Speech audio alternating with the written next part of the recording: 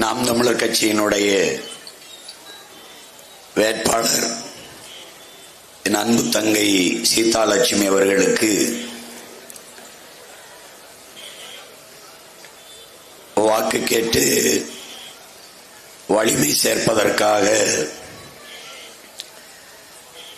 வந்திருக்கிற எங்களுடைய போற்றுதலுக்கும் வணக்கத்திற்கும் உரிய பேராயர் ஐயா சாமி இயேசுதாஸ் அவர்களுக்கும்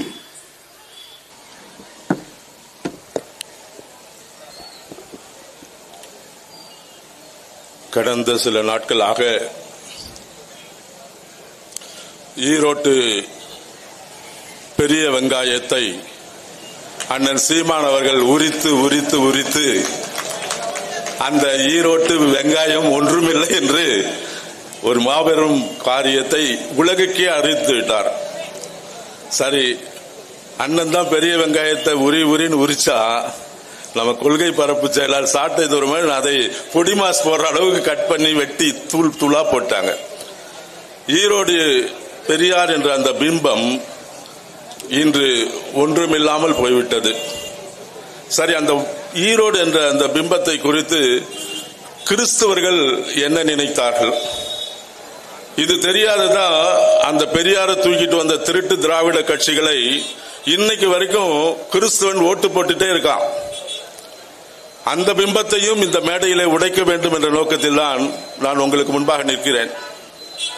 அவர் விடுதலையில தன்னுடைய பிறப்புக்கான ஒரு செய்தியை வெளியிட்டிருந்தார். அதை நான் வாசித்து பார்த்தேன்.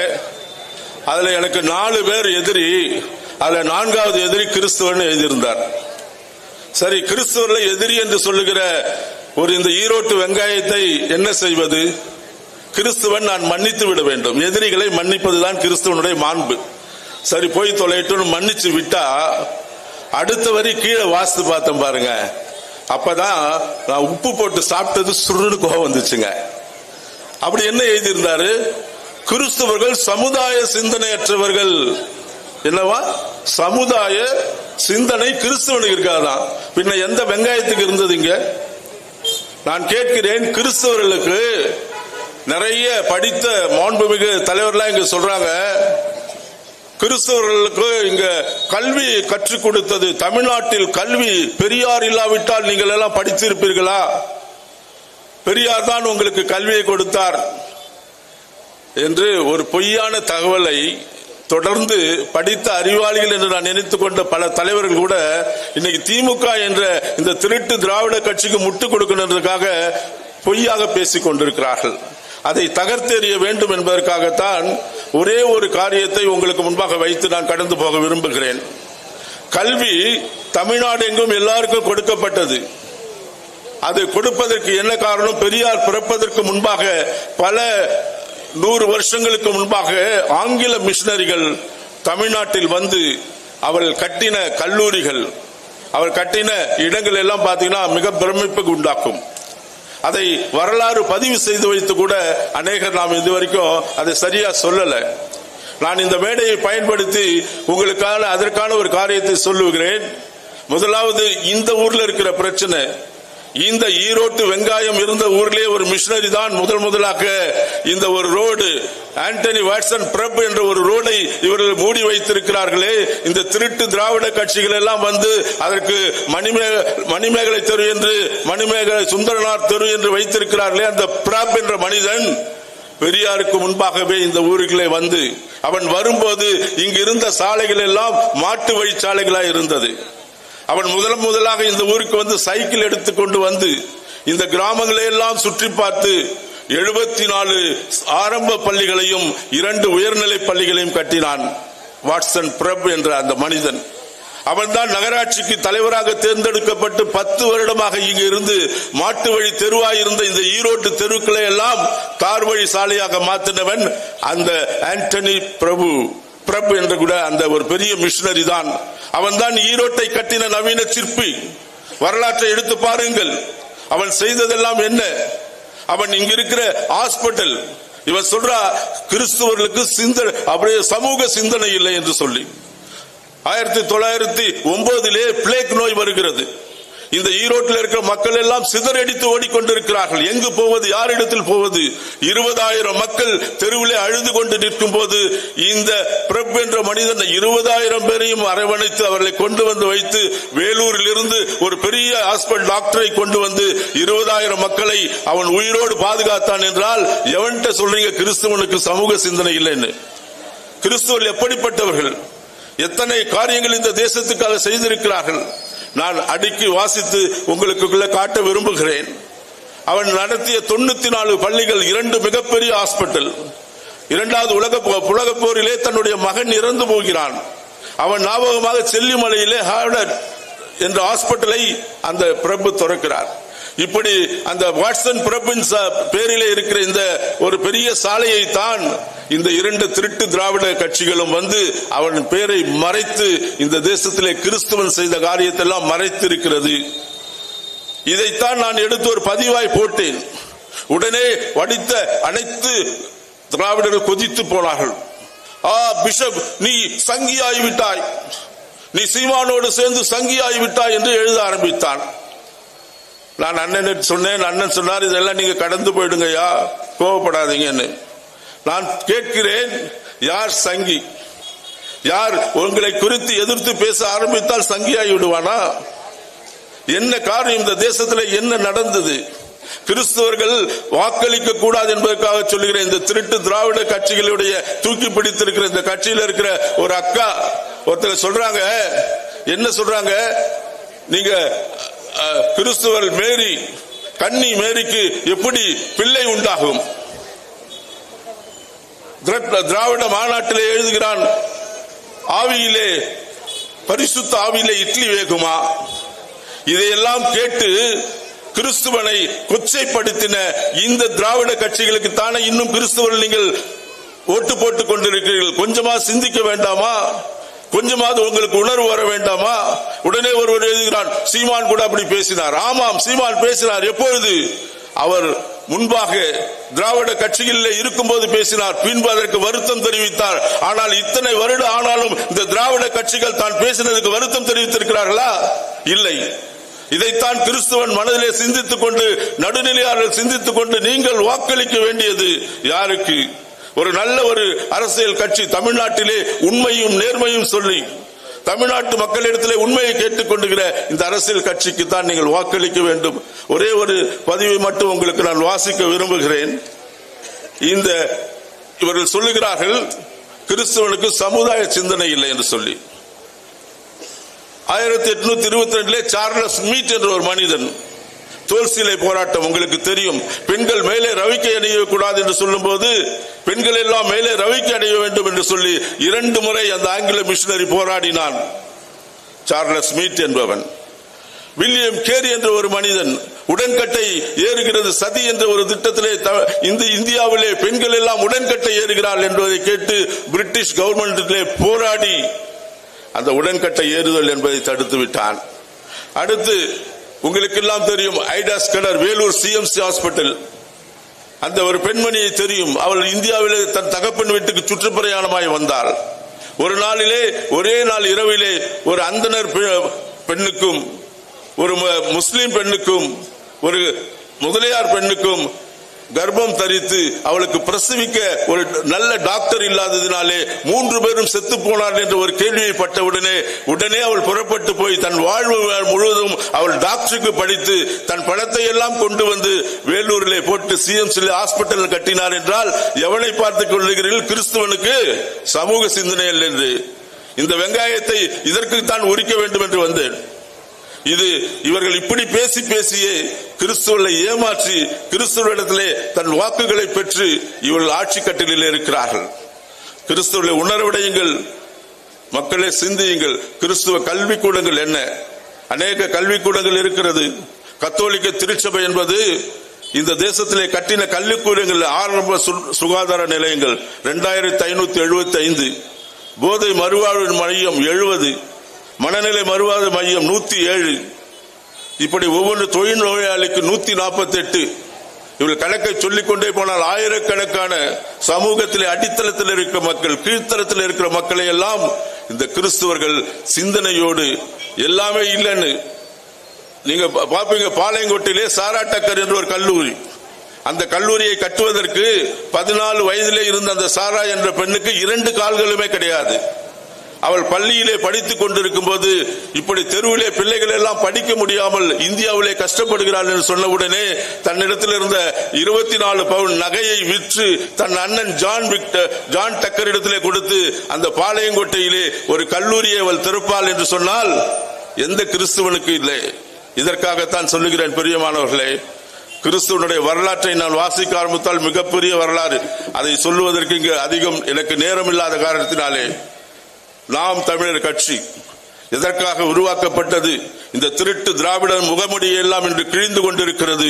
நீங்கள் சிந்தித்து வாக்களிக்க வேண்டிய நேரம் இனி வருகிற தேர்தலிலே தமிழகத்திலே அரியணையில் ஏறப்போகிற நாம் தமிழர் கட்சியின் செந்தமிழ் சீமான் அவர்களின் கரங்களை வளப்படுத்துவதற்காக முதலாவது இப்பொழுது இந்த தொகுதியிலே நிற்கிற அருமை சகோதரி சீதாலட்சுமி அவர்களுக்கு நீங்கள் வாக்களிக்க வேண்டிய சின்னம் மைக் சின்னம். மறந்து விடாதீர்கள். இந்த முறை நீங்கள் தவறு செய்தால் மறுபடியுமாய் இதே திருட்டு திராவிடம் நம்மை வந்து அச்சுறுத்திக் கொண்டிருக்கும். இவர்களுக்கு ஒரு முடிவு கட்ட வேண்டும் என்றால் நாம் வாக்களிக்க வேண்டிய சின்னம் மைக் சின்னம் என்று சொல்லி வாய்ப்புக்கு நன்றி கூறி முடிக்கிறேன். நன்றி, வணக்கம். இலக்கு ஒன்றுதான், இனத்தின் விடுதலை, நாம் தமிழர். அடுத்ததாக மாநிலத்தில் எங்கள் தோள்களுக்கு துணை நின்று வலிமை சேர்க்க வந்திருக்கிற போற்றுதற்கும் வணக்கத்திற்கும் உரிய பேராயர் சாம் இயேசுதாஸ் அவர்களே,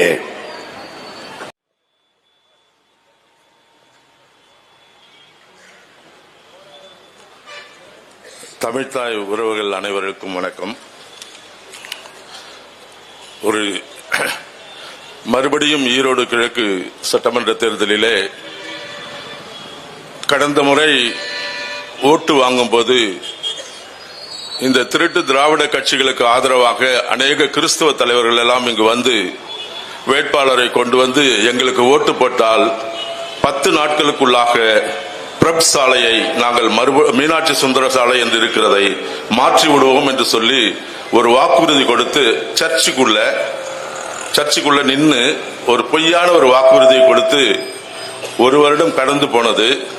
இதுவரை அந்த தெரு மறுபடியும் பிரப் சாலை என்று மாறவில்லை, மீனாட்சி சுந்தரம் சாலையாகவே இருக்கிறது என்பதை ஈரோட்டில் இருக்கிற அனைவருக்கும் சொல்லிக்கொண்டு, இப்படித்தான் பொய்யான வாக்குறுதியை கொடுத்து உங்களை ஏமாற்றுகிற இந்த திருட்டு திராவிட கட்சிகள் எப்படியெல்லாம் மக்களை ஏமாற்றிக் கொண்டிருக்கிறதோ அதுக்கு ஒரு மாற்று அரசியல் தேவை என்றால், ஒரு மாற்று அரசியலை கொண்டு வருகிற ஒரு மாபெரும் கட்சியாக இருக்கிற நாம் தமிழர் கட்சிக்கு இந்த தேர்தலிலே நீங்கள் வாக்களித்து ஒரு சந்தர்ப்பத்தை கொடுக்க வேண்டும் என்பதற்காக உங்கள் முன்பாக நிற்கிறேன். கடந்த நாட்களிலே ஒரு பேட்டியை பார்த்து கொண்டிருந்தேன். அதில் திருமாவளவன் அவர்கள் ஒரு வார்த்தையை சொல்லுகிறார்.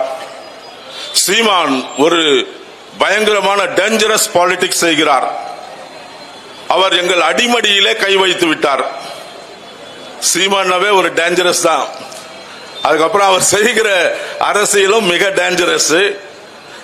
அவர் ஏன் உங்கள் அடிமடியிலே கை வைத்து விட்டார் என்றால், இவர்களுக்கு எல்லாம் என்ன, காலியா இருந்த ஒரு சாதாரண பலூனை பெரியார் படிக்க வைத்தார், பெரியார் சமத்துவத்துக்கு பாடுபட்டார்னு ஊதி ஊதி ஊதி ராட்சத பலூனா காட்டி ஒரு பெரிய ஒரு தமிழர் எழுச்சியை தடுத்ததினாலே அந்த பலூனை வந்து ஒண்ணும் கிடையாதுடா தம்பின்ட்டு ஒரு ஊசியை கொடுத்து டப்புன்னு அதை வீழ்த்திட்டாரு. இன்னைக்கு பெரியார் என்ற ஒரு பிம்பம் உடைக்கப்பட்டு ஒன்றுமில்லாமல் போய் கீழே விழுந்து விட்ட காரணத்தினாலே எப்படி திமுகவின் தொங்கு சதையா இருக்கிற 1 சீட்டுக்கு 2 சீட்டுக்கு விலை போகிற அன்னக்கைகள் எல்லாம் ஆர்ப்பரித்துக் கொண்டிருக்கிறது. இவருடைய நோக்கம் என்ன?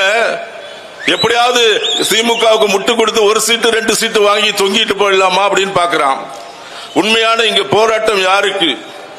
இங்கு இவர்கள் உண்மையாக எல்லா காரியத்தையும் செய்தார்னா இல்ல.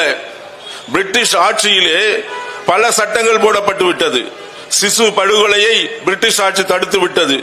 சூத்திரன் படிக்க வைக்க வேண்டும் என்பதை, சூத்திரனுக்கு கல்வி இல்லை, கல்வி கொடுக்க வேண்டும் என்று பிரிட்டிஷ் ஆட்சியிலே சட்டம் போட்டு விட்டார்கள். மிகப்பெரிய பட்டியல் இருக்கிறது, நேரத்திலே வாசிக்க நேரம் இல்லை.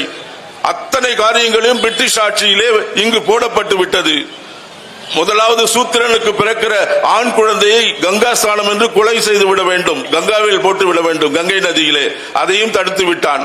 சூத்திரன் சேர்ல உட்கார முடியாது, சேர்ல உட்காரலாம் என்ற சட்டத்தையும் போட்டு விட்டான். எல்லா சமூக அநீதிகளையும் பிரிட்டிஷ் ஆட்சியிலே போடப்பட்ட சட்டங்களால் எல்லாம் நீக்கப்பட்டது. இங்கு சமூக அநீதி என்பது பெரிய அளவிலே இல்லை. ஆனால் இவர்கள் பொய் சொல்லிக் கொண்டு இந்த திருட்டு திராவிடர்கள் இன்று எங்கே ஒளிந்து கொண்டிருக்கிறார்கள்? தமிழர் எழுச்சியை தடுக்கிறபடியாக ஒரு பெரிய யுத்தம் நடந்து கொண்டிருக்கிறது. நீங்கள் எல்லாம் விளங்கிக் கொள்வதற்காக சொல்லுகிறேன். இங்கு மறுபடியுமாக அன்று ஆதி பிரிட்டிஷ்காரனிடத்திலே எப்படி நாம் அடிமைப்பட்டு இருக்கிறோமோ அப்படி திருட்டு தெலுங்கு திராவிட கட்சிகளுக்குள்ளே நாம் இன்று அடிமைப்பட்டு இருக்கிறோம். அந்த அடிமை கடையை நாம் உடைக்க வேண்டும் என்றால் இங்கு மறுபடியும் ஒரு பெரிய சுதந்திர போரை போல மக்கள் தன்னிச்சையாக எழுந்து போராட வேண்டும். அப்படி போராடுவதற்கான நோக்கம் என்ன? இங்கு தெலுங்கு திராவிடனா இல்லை தமிழ் தேசியத்தின் பிள்ளை சீமானா என்ற ஒரு கட்டத்திலே வரும்போது இத்தனை காலம் தமிழ்நாட்டை ஏமாற்றி நீங்கள் சுரண்டு கொண்டிருந்தீர்கள். உங்களுக்கு எதிராக இப்பொழுது ஒரு கட்சி வந்துவிட்டது, அதை நீங்கள் அசைக்க பார்க்கிறீர்கள். அதுக்காக வீணா என்ன பொய் சொல்றான்? கோயபல்ஸை போல பொய் காரியம். சீமான் விழுந்து விட்டார், சீமான் கட்சி உடைக்கப்பட்டது, தூள் தூளா போச்சு. ஆமாண்டா, உண்மை அதுதான். மிகப்பெரிய ஒரு பாறையை ஒரு சிப்பி கையிலே உளியை வைத்துக் கொண்டு அடித்து உடைக்க ஆரம்பிக்கிறான். உடைக்கும் போது சிப்பிக்கு தெரியும் உள்ளே என்ன இருக்கிறது. உடைந்து விழுகிற எல்லா துண்டுகளும் குப்பையாய் போய் அங்கு ரப்பீஸா போயிடுமே தவிர உள்ளே இருக்கிற சிலை எடுக்கிற அந்த அவனுக்கு தான் தெரியும் அந்த உள்ளே என்ன இருக்கிறது என்று. சீமான் உடைப்பார், உடைந்த அத்தனை பீஸ் பீஸா போகும். ஆனால் உள்ளே ஒரு தமிழ் தேசியம் உறங்கிக் கொண்டிருக்கிறதை கனவு கண்ட மனிதனை நீங்கள் கைவிட்டு விட்டாதீர்கள் என்று உங்களுக்கு எச்சரிக்கையாக சொல்லுகிறேன். ஒரு யுத்தம் தான் இது. இன்று தமிழர்கள் கொதிச்செழுந்து எப்படி நாம் போராட வேண்டும் என்றால் ஒரே ஒரு காரியம். எனக்கு நேரம் இல்லாதால் விவிலியத்திலே சொல்லி முடித்து விடுகிறேன். விவிலியத்திலே ஒரு கதை உண்டு. கோலியாத் என்ற ஒரு மனிதன் இன்னைக்கு திராவிடத்தை போல மிகப்பெரியவன், வீழ்த்தவே முடியாது. 40 நாள் வந்து நின்று கொண்டிருக்கிறான், தினந்தோறும் திட்டுகிறான். எப்படி இந்த திராவிடர்கள் தமிழர்களை ஏய்த்துக் கொண்டார்களோ அப்படி ஏய்த்துக் கொண்டிருக்கிறான். மிகப்பெரியவன், யாராலும் கொள்ள முடியல. ராஜா சண்டை போட்டு பார்த்தா முடியல. கடைசியிலே தாவீது என்ற ஒரு சிறுவன் வருகிறான். அந்த தாவீதை போலத்தான் இன்று அண்ணன் சீமானை நான் பார்க்கிறேன். ஒரு சிறுவன், ஒன்றுமில்லை அவரிடத்திலே, ஒன்றுமில்லை, பணமில்லை, கோடிக்கணக்கான பணத்தை எல்லாம் திருடர்கள் நீங்கள் வைத்திருக்கிறீர்கள், ஒன்றுமில்லை. ஆனால் எதிர்த்து நிற்க வருகிறான். எல்லாம் சொன்னாங்க. ராஜா சொல்றான், உனக்கு நான் அந்த அணிகளை தர, போட்டுக்கோ, கத்தி எடுத்துக்கோ, அதை எடுத்துக்கோ. அவன் சொல்லிட்டான், எதுவும் வேண்டாம், எனக்கு இதெல்லாம் தேவையில்லை. இன்னைக்கு அண்ணனை எப்படி எல்லாம் தொல்லை கொடுத்துறான், எல்லா கட்சியும் கூட்டணி வை, அதை வச்சு அப்பதான் ஜெயிக்க முடியும். அவன் சொல்லிட்டான், வேண்டாம், எது எனக்கு. தனித்து போகும்போது 5 கூழாங்கல்லை எடுத்தான்.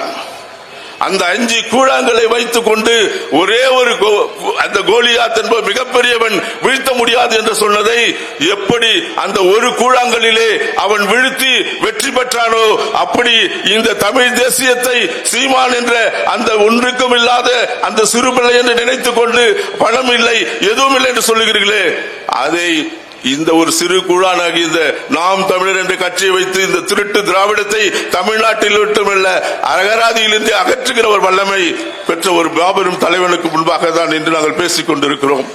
அவர் கைகளை நீங்கள் பலப்படுத்துங்கள். இந்த வருகிற இந்த சட்டமன்ற தேர்தலில் அருமையான சகோதரி சீதாலட்சுமி அவர்களுக்கு நீங்கள் வாக்களிக்க வேண்டிய சின்னம் மைக் சின்னம். மறுபடியும் ஒரு நல்ல சந்தர்ப்பம், இதை தவற விடாதீர்கள். உங்கள் பிள்ளைகளுக்கு வாக்களித்து ஒரு முறை சந்தர்ப்பம் கொடுங்கள். இந்த தேசத்தை மாற்றுகிற கனவு கொண்ட ஒரு மாபெரும் சிற்பியாய் நிற்கிற சீமான் கரங்களை வளப்படுத்துங்கள். இலக்கு ஒன்றுதான், இனத்தின் விடுதலை, நாம் தமிழர். அடுத்ததாக மாநில கொள்கை பரப்பு செயலாளர் சாட்டை துரைமுருகன் அவர்கள்.